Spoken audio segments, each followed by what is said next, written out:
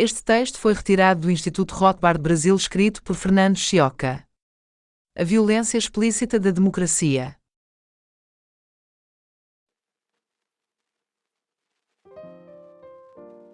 Emmanuel Macron foi reeleito presidente da França neste final de semana com 58% dos votos válidos do segundo turno contra 41% de Marine Le Pen. Em número de votos, isto representa 18,7 milhões para Macron e 13,2 milhões para Le Pen. As abstenções, votos brancos e nulos totalizaram 16,6 milhões, ou seja 29,8 milhões de eleitores que não votaram em Macron. Apesar disso, em seu primeiro pronunciamento após eleito ele pontificou: "Não sou mais de um campo político, sou o presidente de todos." Não é, continua sendo de um campo político apoiado ativa ou passivamente pela minoria, mas esse discurso de posse se tornou um padrão nas democracias, que apresentam eleições cada vez mais polarizadas. "Serei o presidente de todos os americanos", diz Biden em discurso de posse no EUA em 2021. "Vamos unificar nosso país", promete Trump, em 2017. "É urgente pacificar a nação e unificar o Brasil", afirma Michel Temer, em 2016. Bolsonaro é diplomado como presidente e promete "governar para todos", em 2018. Macron promete superar divisões em discurso de posse na França, em 2017. Evidentemente, nenhum deles cumpriu essa promessa comum. E na verdade, nem deveriam e nem poderiam. Eles foram eleitos por defender ideias específicas que agradam apenas parte da população e desagradam a outra parte. Então, após eleitos não podem tentar implementar as outras ideias que agradam a parte que votou no candidato derrotado. Se as pessoas possuem ideias opostas, é impossível governar para todos. E se fosse possível governar para todos, não haveria sentido em votar neste ou naquele candidato. Ou seja, é uma promessa indesejável e impossível. Então por que ela continua sendo prometida? Continuamos ouvindo esse discurso de paz e união, pois uma derrota eleitoral é uma injustiça que causa revoltas cada vez mais intensas.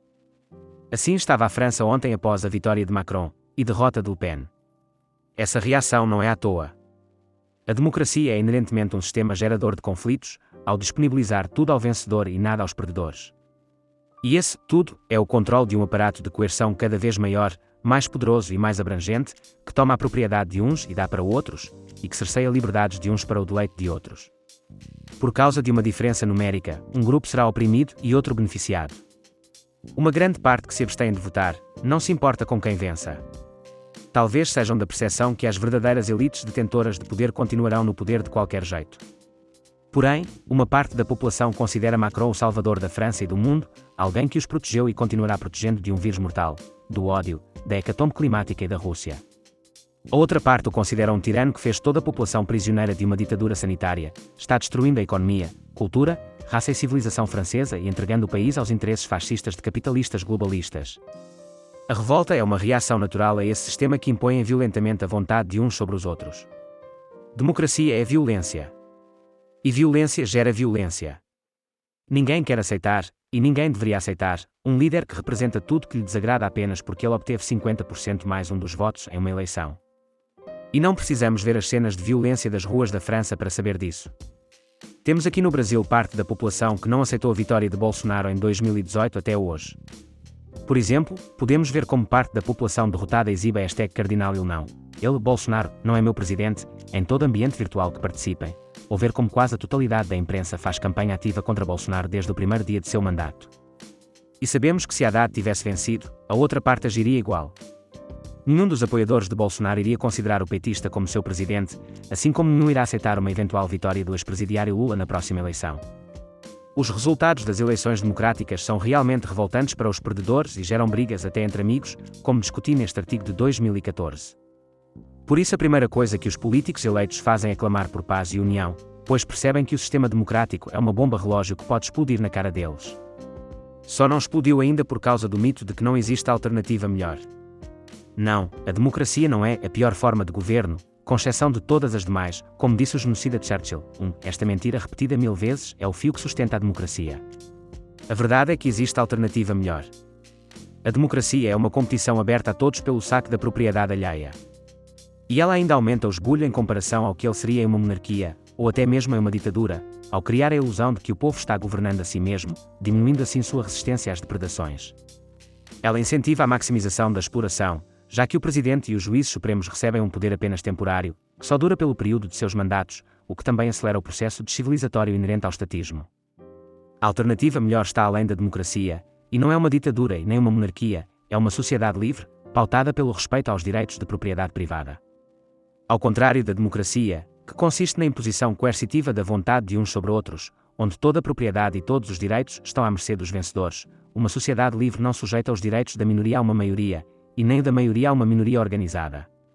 Os direitos são considerados invioláveis e a tomada de propriedade alheia é considerada roubo, não importa se o tomador é um assaltante do bairro ou um policial agindo em nome de órgãos estatais. A única violência legítima é a defensiva. Deste modo, ninguém precisa temer um líder, pois nenhum líder será imposto a ninguém. E nada disso é uma utopia realizável, como os intelectuais da corte se esforçam para fazer o público acreditar. Qualquer um que estude um pouco o anarcocapitalismo irá realizar que a sociedade livre é uma ideia justa, concreta, lógica e praticável no mundo real, e que é o estatismo, ainda mais em sua versão democrata, que é uma utopia impraticável e injusta. As imagens da polícia francesa avançando sobre manifestantes que não aceitam a vitória de Macron é uma prova nua e crua de que o alegado consentimento dos governados não existe e expõe a democracia pelo que ela realmente é, um sistema baseado na força do casse-tête, do gás lacrimogéneo, das balas de borracha, em última instância, das balas de chumbo. A agressão da polícia francesa, a mesma polícia que durante meses agrediu os coletes amarelos que protestavam por seus direitos elementares democraticamente ceifados de autonomia sobre o próprio corpo e liberdade de ir e vir e de trabalhar, explicita o que em outras eleições em outras partes do mundo que não terminam em protestos fica apenas implícito: a democracia, sempre e em todo lugar, repousa sobre a violência agressiva. Após os EUA terem entrado na Primeira Guerra Mundial e terem imposto a democracia na Europa, a violência da fase inicial dos sistemas democráticos era muito mais explícita, como mostra essa passagem da biografia de Mises, The Last Knight of Liberalism, que narra um embate democrático em Viena. Os socialistas agora convocaram uma greve geral e manifestações na sexta-feira, 15 de julho de 1927. Para o governo, esta foi uma tentativa mal disfarçada de sua derrubada. Quando a multidão se reuniu em frente ao palácio que abrigava o Departamento de Justiça, alguém incendiou o prédio e a polícia interveio imediatamente. Na carnificina resultante, 90 manifestantes foram mortos antes mesmo da chegada do exército.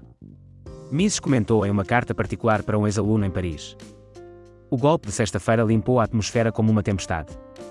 O Partido Social Democrata usou todos os meios de poder e mesmo assim perdeu a disputa. A briga de rua terminou em vitória completa da polícia. Todas as tropas são leais ao governo. A greve geral desmoronou e os líderes dos social-democratas tiveram que cancelá-la. As ameaças com que o Partido Social Democrata até agora tentou permanentemente intimidar o governo e o público provaram ser muito menos perigosas do que se acreditava. Naqueles dias, as manifestações eram manifestações armadas como uma coisa natural. O Partido Socialista tinha seu próprio exército privado, o Republikanischer Schutzbund, ou Aliança Republicana para Proteção Mútua. Estabelecido em 1924, contava com cerca de 80 mil homens em 1928. Da mesma forma, do outro lado do espectro político, estava o Movimento Weimar ou Defesa Interna, uma organização militar privada que surgiu logo após 1918 e que mais tarde se dividiu em um patriótico, austríaco, e uma ala nacional-socialista. Em setembro de 1933, a ala austríaca se juntou à nova Frente Vaterlandische, ou Frente Patriótica. O fato de não termos mais partidos políticos com seus próprios exércitos armados não muda o caráter agressivo da democracia. O sistema apenas evoluiu e os partidos usam o exército único do Estado para impor seus comandos aos derrotados. A violência é implícita e ocasionalmente é explicitada, como na França esta semana.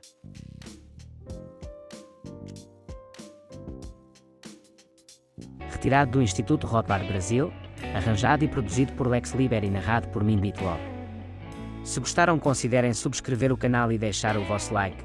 Se quiserem contribuir para o canal, podem contribuir enviando saques para este QR Code. Obrigado.